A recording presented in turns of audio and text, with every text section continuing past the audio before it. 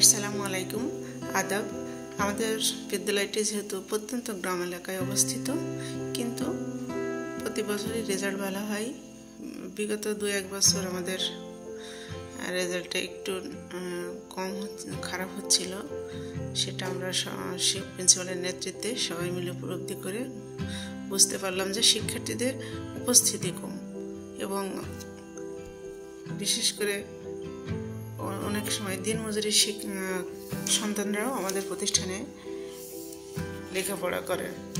সেই কারণে হয়তো যখন ধান কাটাকাটি বা বিভিন্ন ফসল উৎপাদনের সময় এবং কাটার সময় তারা স্কুল কামাই করে, মানে আসে না ঠিক মতো, এবং অনেক দিন তারা তাদের পরিবারের নির্দেশেই হোক আর যে কারণেই হোক আমার প্রতিষ্ঠানে উপস্থিত থাকে না। তারপর প্রিন্সিপালের নির্দেশে আমরা ম্যাডামরা, স্যাররা সবাই হোম ভিজিট শুরু করলাম।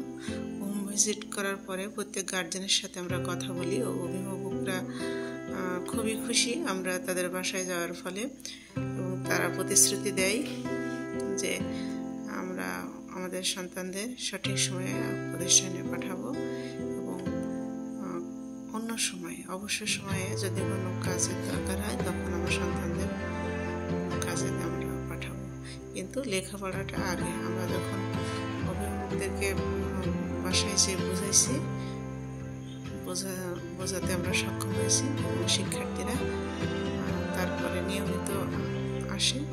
এবং আমরা মনে করি যে এইভাবে যদি তারপরে এবার আমাদের রেজাল্ট অনেক ভালো হয়েছে। তা আমরা মনে করি যদি শিক্ষকরা ভিজিট করে, প্রত্যেকে তো শহরে বাস করে না, গ্রামের অভিভাবকরা অনেক সময় জানেই না যে তার সন্তান কোন ক্লাসে পড়ে, সঠিকভাবে স্কুলে বসেছে কিনা এটাও হয়তো তারা শিওর না। সে কারণে আমাদের উচিত বিদ্যালয়ে বসে প্রত্যেক দিন যে শিক্ষার্থীরা, আমাদের উচিত যেসব শিক্ষার্থীরা প্রত্যেক দিন আসে না তাদের অভিভাবকরা মোবাইল করা এবং নিয়মমাফিক খোঁজ খবর রাখা, তাহলেই আমাদের উদ্দেশ্য সফল হবে। আল্লাহ হাফেজ।